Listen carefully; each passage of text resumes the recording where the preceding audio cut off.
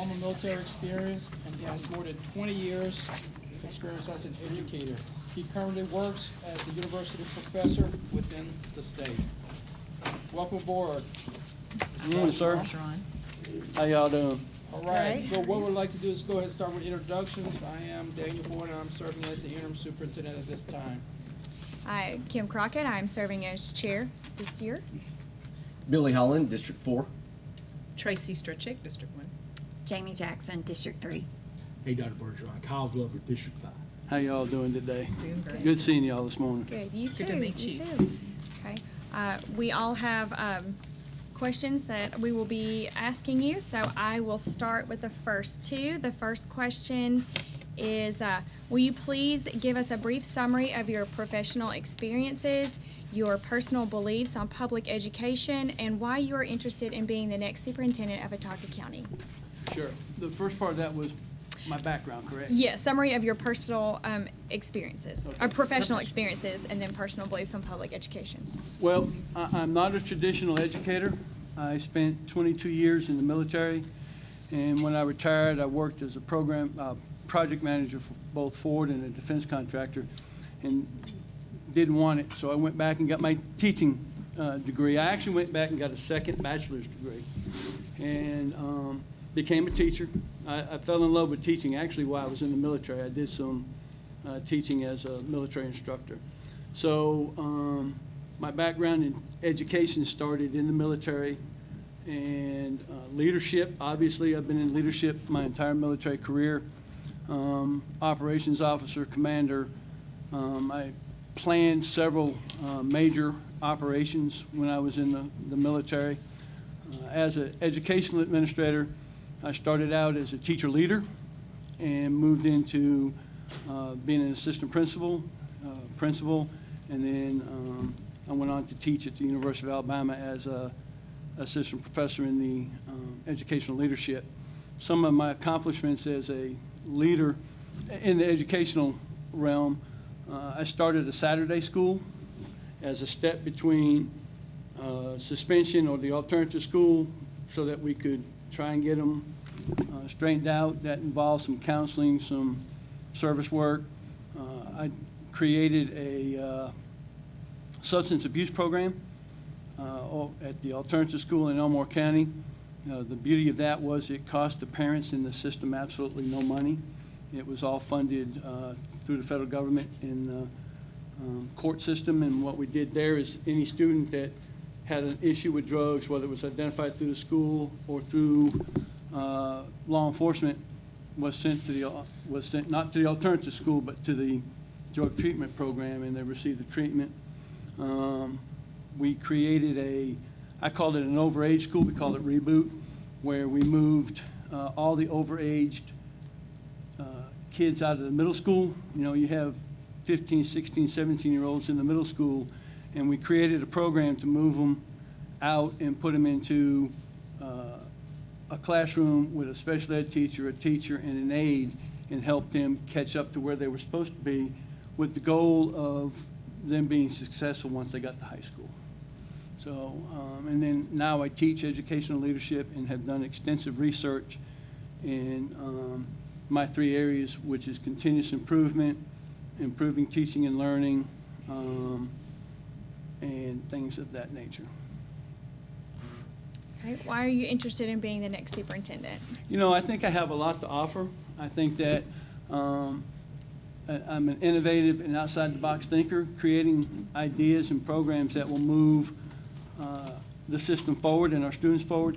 One of the things I teach my students at the university, and I told my teachers as an administrator, is we have to put students first. Students come first and foremost. There's nothing in a building that was built for the teachers and the staff. It was all built to educate our kids. So we need to do what is best for our students, and we need to empower our teachers to try innovative research-based ideas in their classrooms, and to ensure that they don't feel threatened with consequences if it doesn't work. Because if we continue to do the same thing we're doing now, we're going to continue to get the same results, which in a lot of cases isn't bad, but it could be better. And so I think I have a lot to offer. I have a background at all levels of education, from the teacher to producing teachers at the university level. I've been involved in partnerships at every level, and I just think I have a lot to offer. Okay, okay. Being a professional educator, you have experienced many highs and many lows. What is your greatest professional disappointment, and what did you learn from that? Greatest professional disappointment. I think one of my greatest professional disappointments is I haven't been able to, haven't been able to figure out how to truly motivate students across the board. One of the things in my research, the lower socioeconomic community has a pervasive sense of hopelessness when it comes to education. And I haven't found the magic formula to help motivate those kids to move them forward. And that is a big disappointment. I've done a tremendous amount of research in how to motivate, how to improve the delivery of services to our low socioeconomic communities and our communities of color.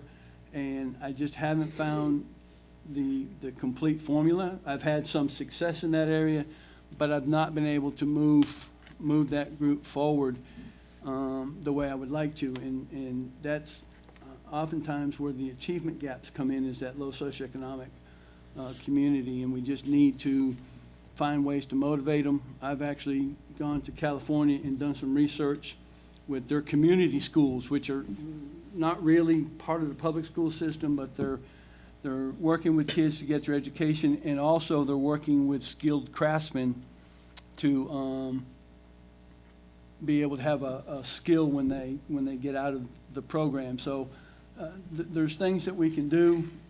We just got to find that magic formula to motivate kids that have that profound sense of hopelessness when it comes to education. Okay. I've got the next two. What steps are important to take to ensure you aren't exposing the school district to special education liability? I think the first thing, in having experienced it on a real level, I think the first thing is we're not doing a great job providing differentiated professional development to our administrators so that they know what to look for. What does a good IEP goal look like? What does a good IEP plan look like? What are your responsibilities in developing, as the LEA, developing the IEP? What is your responsibilities for ensuring that they're implemented to fidelity? That includes, knowledge of IDEA, the administrative code in Alabama for special ed, the free appropriate public education rules. We don't do a great job in educating our administrators, and they're the first line of making sure that we're implementing our plans properly. And then the second step, and again from personal experience, when I was thrown into an IEP meeting as a teacher, I was told, well, you just got to go there and you just nod, and we need to teach our teachers what their responsibilities are within the IEP. And it's not just to go along with whatever the special ed teacher says. You're the teacher that is the teacher of record for that child. So what do you see? What do you think needs to be done? And also, how do you implement these plans? What are your responsibilities for implementing the IEP plans? One of the things that we discovered, I only had one, in my case, I only had one time I got called on the carpet for special ed, and it's because I used the wrong term. So we need to make sure that we teach our teachers the right language to use. When you're talking about a learning disability, it's not an intellectual or cognitive disability, it's a learning disability, because an intellectual disability means something totally different in the special ed world. And the last thing I think we need to do is provide the differentiated professional development to our special ed teachers and paraprofessionals for the areas that, through their observations, we identify weaknesses in their conduct of the IEPs and things such as that. One of the things I always objected to when I first started doing IEPs, every child got the same accommodations, reduced answers on the exam, more time on the exam. And you know, that's not what every child needs. And sometimes, and then when you give them reduced options and then they go take the ACT, they don't get the reduced options. So have we done that child a favor by making it easier during class time and then them having to face the music on the ACT or whatever standardized exam they're taking? So I think professional development, and then my favorite thing I learned in the military was inspect what you expect. So once you perform the professional development, you need to go out and say, and ensure it is being implemented properly. And when you find instances where it's not being done properly, it has to be corrected. Okay. Many parents are concerned about safety in school, but safety has many implications, such as safety of the physical plant, protection of students from physical harm, security of school facilities, and social and emotional safety and well-being of students. With all that being said, how would you work to operate a safe environment for our students? I really have an advantage there. I've taken many of the FEMA courses on school safety. I also am the chairperson of the university's safety and security committee at the University of Alabama. I think the first thing you have to do is have the confidence in your plan. You have to have a plan. It has to be in place, but you have to have confidence in that plan. In the people within the system need to understand and know what the plan is. And to do that, you have to develop the plan in conjunction with your first responders, the parents, the students, and the faculty and staff. All too many times our plans are developed in a very small, tight-knit group, and then everyone is just told what to do. And then when you go to the first responders, and I'll give you an example, there's always that conflict. Do you cover your windows in the event of an intruder, or do you leave them open? Now, the first responders, some first responders will tell you, I want them covered. I don't want them covered because I want to be able to see in the room. And others will say, no, they need to be covered. Well, you have to get with your local first responders, because when we did that at the high school I was principal at, they had cameras, remote cameras that they could stick underneath the door or around a corner, so they didn't care. So you have to have that first responder input. You have to have your parent input, because let's be honest, they're sending the very best they have to school every day, and it's our responsibility to take care of them. One of the things in my research on school shootings, oftentimes parents and students, because of the cell phones, the cell net collapses. And so you have to be ready to communicate without your cell phones, because the cell net's not going to work. It is going to collapse, and so you have to make plans for that. My thing is, as far as safety, I take it very seriously. I think I first learned safety in securing nuclear ammunition when I was in the military. It's one of the things I did. You have to have a plan. It has to work. It has to be tested. And I'll give you another example. Ever been to a school when they do a fire alarm or an intruder drill? Ever been to one? When do they do them? The end of the month. When everybody is in the classroom. But when the DC shooter was happening, and my brother was a teacher up there, shootings happen during class change. How do you take care of that? You have to have a plan for that. And too many of our plans don't have that. So again, you have to be an outside-the-box thinker. You have to look at all possibilities, and I think my military training is probably the best training I've ever had for looking at contingencies and how to take care of them. Hi. I get the next two questions. High performance by students and accountability are priorities for us. How would you assess the current student performance levels in our school system, and how would you assess the effectiveness of our teachers and programs? That's something that I'm pretty proud of what I've done in the past. All too often, we look at just compliance data when we're looking at student achievement. We're only looking at the state test scores and how we're going to fix that, and then look at the kids that are close that we can move up. But my thing is, we got to take care of the whole student. It's a holistic approach. One of the first things I always did, my daughter is a CPA, and she built me what we call the front sheet.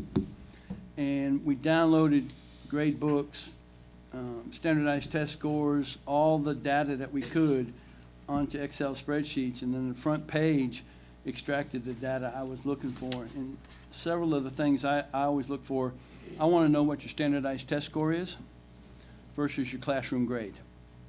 Because oftentimes what you find, and this is one of those examples, I had a teacher that everybody in their class had an A, and nobody in that class was able to get a qualifying score on the AP exam. So what does that tell me, looking at it? You have great grade inflation. Well, if you're only looking at the standardized test, you're not going to see that. Another thing I like to look at is teacher and student attendance. You can't learn if you're not in the classroom. You can't teach your students if you're not in the classroom. And I looked at it not only on sick days and personal days, but also how many days did you miss for professional development, and did the professional development fit what you're teaching? And so you look at that. You look at a teacher's professional development.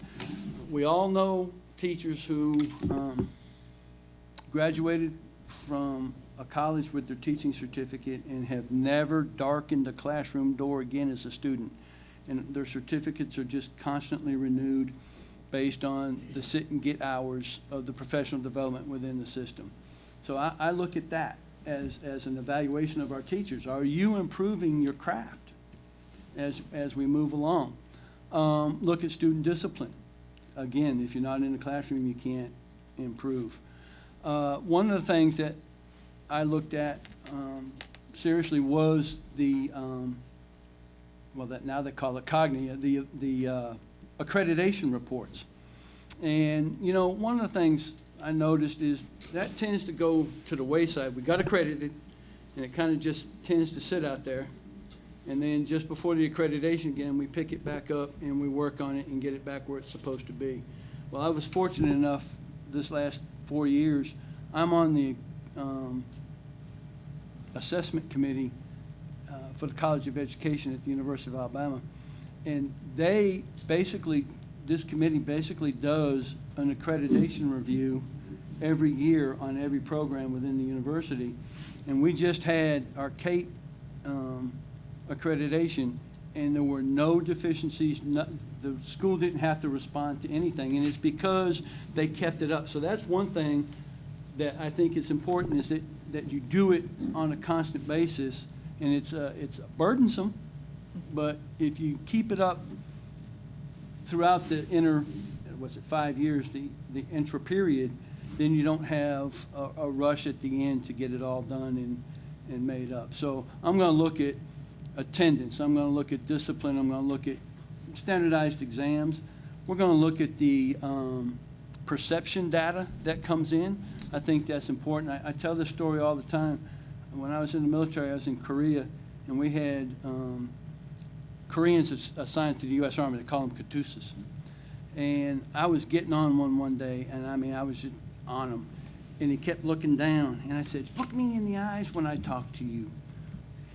Well, if you know anything about the Asian culture, he was being extremely respectful looking down, because they don't look their superiors in the eye. And I had a Korean officer pull me off to the side and say, "Hey, Bill, you need to understand this." So we have to look at that perception data. The other thing we have to look at is our processes. Are our processes meeting the needs of our students? And sometimes they don't, and so we need to fix them. And every school is different. Every classroom is different. So we have to produce processes that allow the uniquenesses of each school to strive for their perfection or to their heights. What about the effectiveness of programs? The effectiveness of programs, you look at those over the long term. One of the things that I would like to do is look at where our students are 3, 5, and 10 years down the road, because that's a true indicator of where our, how effective our programs are. The other thing, when I was over in Elmore County, I worked with our local businesses. What were you seeing coming out of our school? What could we do to improve the quality of the employee you get? And I'll never forget when Hyundai came to see us, they came to see all the principals. They wanted 3 things: teach them to be on time, to be respectful, and to dress appropriately. Those were the 3 things Hyundai wanted. They said they could teach them everything they needed them to do, but they can't teach them those 3 things. So I think working with our businesses, I worked real hard developing partnerships with our businesses as a principal, because they are, number one, a great source of additional money to the school through grants and donations. And also, they're they purchase the product we produce. And if we're not producing the product that they need to best fit their needs, then we're not doing our students right. Another thing I really think we need more of is a high-quality apprenticeship type program where our kids can go out and learn high-paying, skilled jobs, because not everyone's going to go to college.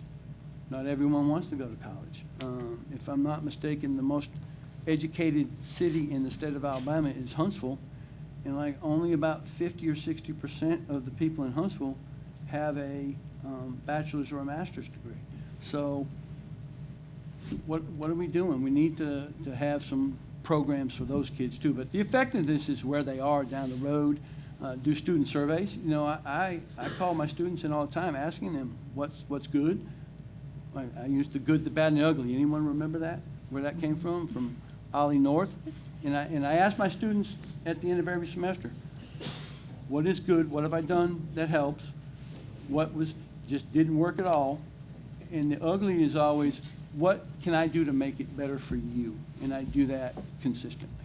Thank you. What is your experience and opinion regarding the student-centered educational model, and how would you use data to guide your recommendations regarding student success? You know, I'm going to go back to what I said up front. Students first. We have to do what is best for our students, period. We don't build these schools. You're not hiring a superintendent for anything but to educate the students. So students have to be first. They have to be the focus of our everything we do. So I am 100% behind that. I didn't mention this earlier. I am a product of public education. I went to public K-12, went to a public university. I got my doctorate at a public university. I'm a product of public education. And I think we can do a better job than what we're doing. I think we can produce higher quality graduates.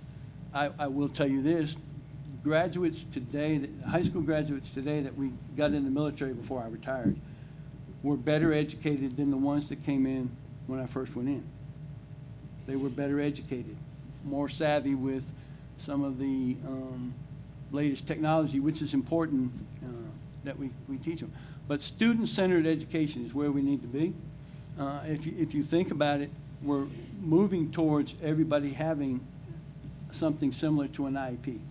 Everyone, that's where we're headed. We have the reading IEP, we're going to have the math IEPs, and so meeting the needs of our students is what has to happen. There's no doubt about it. And the data you look at, again, is I'm looking at teacher grades versus standardized exams. If there's a big difference there, now it's not a one-to-one. I can't say if you get an A, you should have a 34 on your ACT or get a 4 on your AP exam. I can't say that.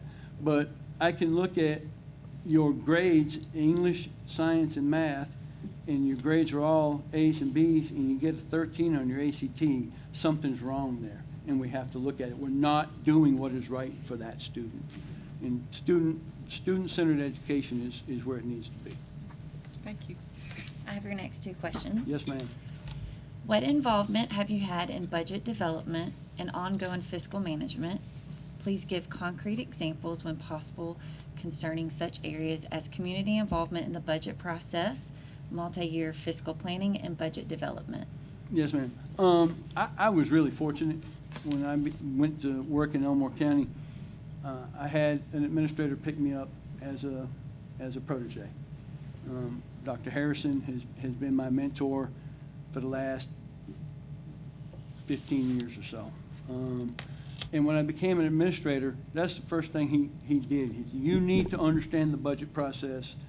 And so he brought me in when we first started looking at what were the priorities and the goals going to be for the upcoming budget year. How are we going to do that? And we actually start that, my goal is you start that at the school, because the system can't develop its goals and objectives until the schools say what they need, and you move it up. So he did that. We developed it at the school, then we got to go to the central office and work with all the principals putting that together. Then the next big thing we had to worry about was the ADM, average daily membership.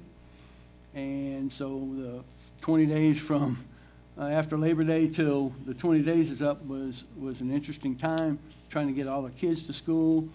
And then we started from that point. Once we had those numbers, then we started looking at what teacher units the school is going to have and how to, because, you know, the foundation program is the biggest chunk of the budget. Personnel is the biggest chunk. So we looked at were we gaining or losing teacher units? How we were going to utilize those teacher units? We started looking at the Title I through Title V monies that could come to the school. Title I and Title II are the biggest ones. Title V, Autauga County has 2 rural schools, so Title V, I'm not sure it's being tapped to its fullest extent in any school system in Alabama. That's an area I've looked at. You start looking at where you can use that money and how to put it together, what funds you need. One of the things I've always found interesting is we rarely title a high school as Title I. We normally do the elementary school so that we can get them prepared at that level. We work through all of that. Now the budget, you have to have 2 budget hearings, normally in the late summer, July and August. The budgets should be available 24 to 48 hours prior to the actual budget hearing. You're supposed to have real public input to the budget. I sometimes don't think that happens like it should, although it does in some cases.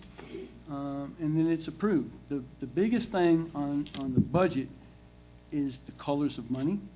You can't cross your colors of money. Your federal funds can only be used in certain areas. You can't use Title I funds to do something in Title IV. You can't use your CMP money to do something in Title I. You have to keep those together.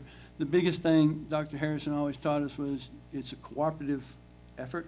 You have to work with the CSFO, the principals, the parents, the community. You have to have that true input to the budget. And then you have to have your contingency plans. We haven't had proration in a while, but I've suffered through proration several times as a teacher. And what I didn't understand when it first started is if we're going to have a 10% proration, that doesn't mean 10% of the remaining school year. 10% proration is the entire year is going to be prorated 10%. And if they do that in March, you've lost half a year. So it's actually a 20% proration on the rest of the year. The other areas of the budget that I look at very closely is at the school level, your public and non-public money, making sure that they don't cross, that their schools don't deficit spend, which is a big issue. You know, athletic programs will order things and not have the money saying, oh, we'll get it up before the bill is due. No, if it's not there, you can't do it. But Dr. Harrison kept us involved in the budget process, all the budget hearings, the budget meetings. We met once a month to go over the budget and to plan it and to lay it out. So while it's not a real strong position that I have a tremendous amount of knowledge in that area. Okay. If you were selected as a superintendent for Autauga County Schools, what strategies would you use to increase revenue based on sales tax and ad valorem tax increases? Well, the biggest thing to me is building those relationships with the communities and the businesses. One of the things I did as a principal is I joined all the civic organizations, all of them, even the Flower Club. I joined the Chamber of Commerce. I went to every single feeder communities, city council meetings, to be seen and to brag about the school. One of the problems I've always seen with the increase in ad valorem taxes, people don't know what good things are going on in schools. They just don't know. We don't do a great job bragging about the great things and the great students that we have in our system. So that gave us an opportunity. We created a flyer that we updated every month that listed all the great things that were going on in the school, any good news from the school. And every time we went somewhere, we carried it with us and passed it out. So building those relationships is the first thing. If you don't have those, you're not going to get tax increases. You're not going to get more people coming in to buy goods and services within the county. So that's the first thing, building those relationships. Another thing is building relationships with our community churches and nonprofits and places like that, because that's an important part of getting information out. One of the things I always did, I invited the pastors of all the local churches in at lunchtime. Come in, come sit in the cafeteria, talk to our kids. Two things. A lot of our kids didn't have positive role models to live up to, so that provided something there. And it also provided that exposure that could then go out, and these pastors have congregations, they can talk about good things and what's going on. And that's how you get the needs in what's going on in the schools out. And I think that's really probably one of the most important things in increasing the tax base, is getting people to understand. Bragging about the school, all the good things, getting it in the paper. I was pretty successful with the Autauga Elmore News. Sarah Morrison, I was extremely successful getting things into her paper about what was going on, getting people interested coming into the school and getting that good news out. As far as getting the sales tax up, one of the biggest problems we're facing with the sales tax is that when Alabama put the law in that they're taxing online sales, that's not called the sales tax. That's not going into the sales tax kitty. That money is going into the general fund. And so as more and more people are shopping online, the sales taxes, I won't say are dwindling, but they're not going up as much as they should. So that's one thing, working with CLASS, AEA, and some of the other organizations. That needs to be changed, where more of that money goes into the Education Trust Fund. That is a huge problem, because most people, I won't say most people, a large number of people are now shopping online, and they're not going into the physical stores to purchase items. And so we have got to get that sales tax back into the Education Trust Fund. So that's another thing. I can't, I'm kind of Thank you. at the end on that one. I think.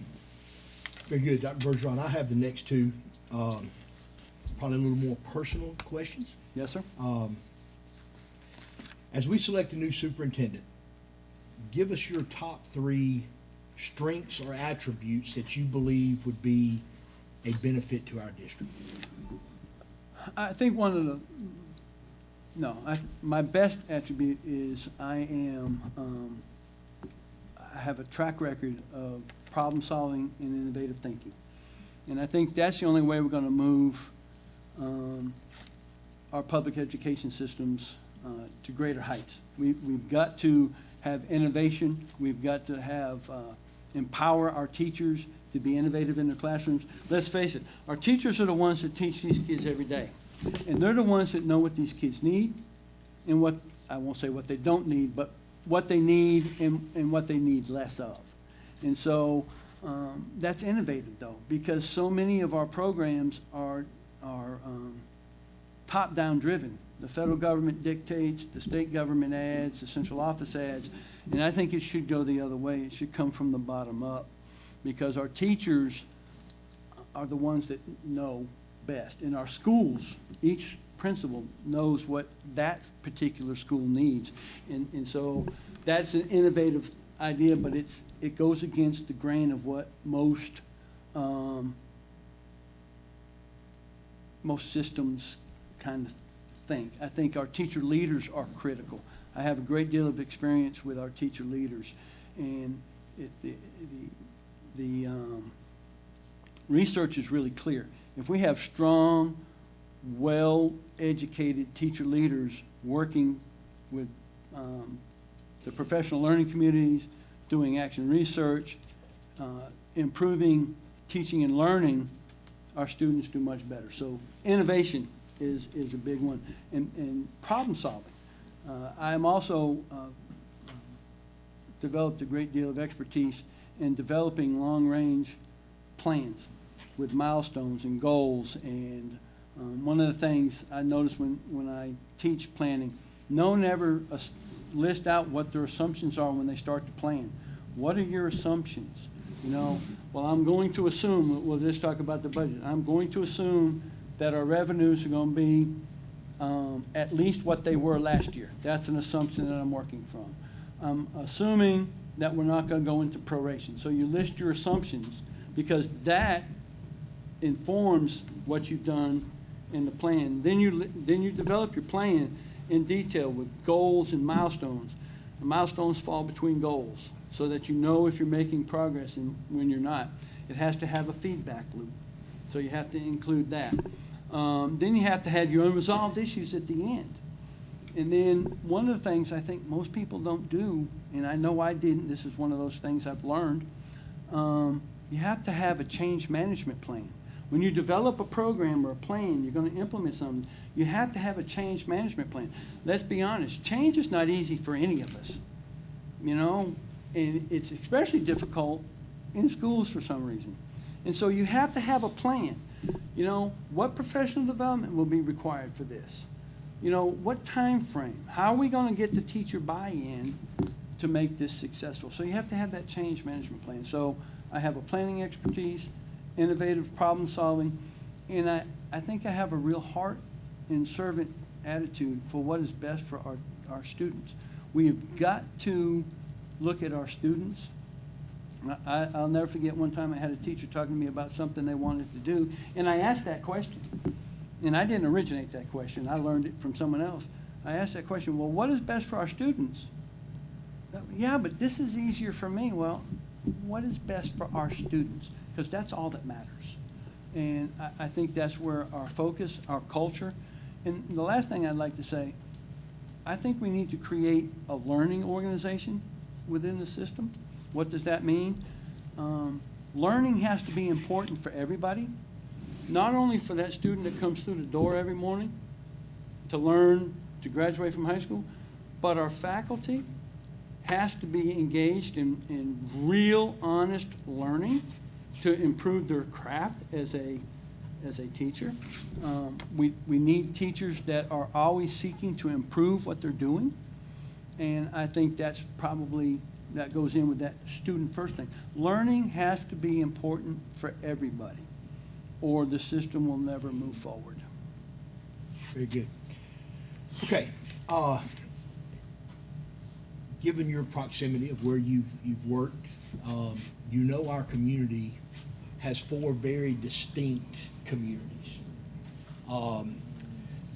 Pride in each one of them. A lot of great accomplishments from each part of our county, of our system. How would you unite those schools and our communities to be one system with the same goals, with the same mindsets? how would you bring the differences in our communities together? I think that starts with building those relationships that we talked about. I think relationships is the bottom line. Like I said, when I was principal at the high school, I had 5 feeder communities. And so I went to each one. If they had a city council meeting, I went to it and talked with them and got input. I created I call them advisory councils. I had a parent advisory council. And I didn't take the parents with kids that had 34s on their ACTs. I tried to look for the average kid in the school and get their parents involved. The kid that was struggling just to make it through. I wanted their parents involved in this thing. So getting those parents together and coming up with a realistic strategic plan that encompasses the needs of all the communities is important, because they are very distinct. Just like Elmore County, you have very distinct communities, and you can't have a one-size-fits-all solution because it doesn't work. And that's why part of my empowering the teachers and empowering the schools helps solve that problem, because now you tell the principal, okay, it's your school, so tell me what you're going to do to improve your student achievement or reduce the number of discipline. Tell me what you're going to do. Tell me what your plan is, and then let's look at what resources we can provide to make that happen, and have every school do that. That way, the community in that particular school gets to develop the plan, and then it fits into the overall strategic plan of the system. And I think that's where we lack. We have a tendency in education that a one-size-fits-all solution for problems at very diverse schools. Billingsley is nothing like Autaugaville, and neither one of those are certainly like anything like Prattville or Marbury. So you have these vastly different schools and vastly different problems. So let them develop their problems and bring them together, and then have at the county level, at the system level, have that group of parents and community individuals, like some of the pastors or some of the nonprofits, on a committee to say, okay, how do we fix this problem? Some of my greatest ideas weren't mine. They came from getting a group together and saying, okay, what do we need to do? How can we fix this problem? And we can bring the county together. We just have to work together in an honest and open environment. And I think that's probably the biggest issue. And I was pretty successful with that when I was a high school principal. Didn't please everybody. I mean, you're never going to please everybody. But I think building those relationships and being honest with the people that are on those committees. I'll never forget, I was in a meeting one time, and I heard a superintendent say, it was one of these countywide committees, well, I don't care what y'all say, I'm going to do what I want to, but I have to have this so that I can say I had the committee meeting, it was required. And that's not how you go about business. It has to be honest input, and you have to be willing to accept the criticism. I think that's probably one of the greatest leadership lessons I ever learned, is that I don't know all the answers. I can't possibly find all the answers. But when we come together, we come up with a much better solution that works for everybody, and I think that's the critical piece. I think we have to have honest, open conversations across the county, and I think we need to bring in a large group of stakeholders. And like I said, I brought in the pastors, and they were some of the best information I got, because people talk to them, and then they came to me and said, well, Bill, this is what I'm hearing. And, you could dispel the rumor, or you could, that's actually what happened. And they go back and you create those lines of communication. And I think that's so critical for joining the community together.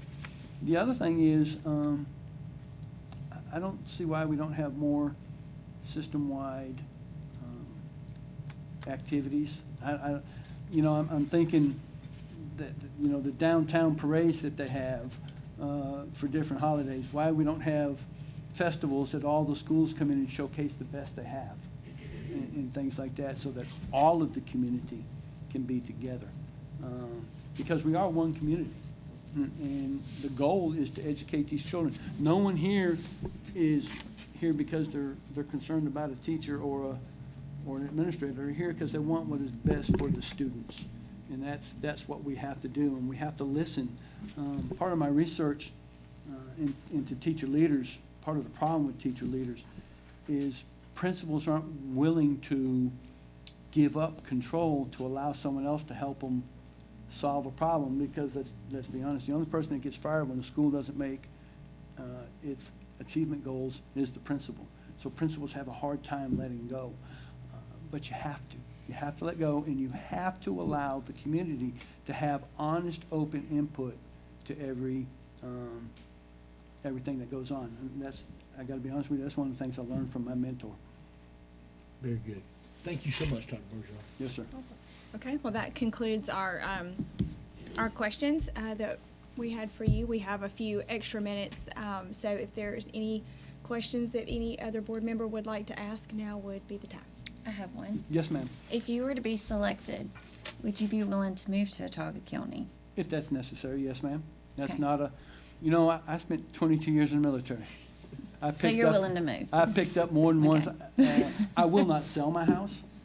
I have chickens and dogs, and I have a 1,200 square foot workshop out in the backyard. We own 7 acres in Autauga. Most people don't know where that is, so I normally say I live in Auburn, but I actually live 10 miles west of Auburn in Autauga. But yes, ma'am, that's something. When my wife and I bought this house back in 2015, we both knew that one or both of us would not be living in the house the entire time. In fact, when I first took the job at the University of Alabama, I actually rented an apartment and went up Monday morning and came back Thursday evening, and stayed up there during the week so that I could be more connected. So, I just packing up want to and know moving is if not you an would. issue.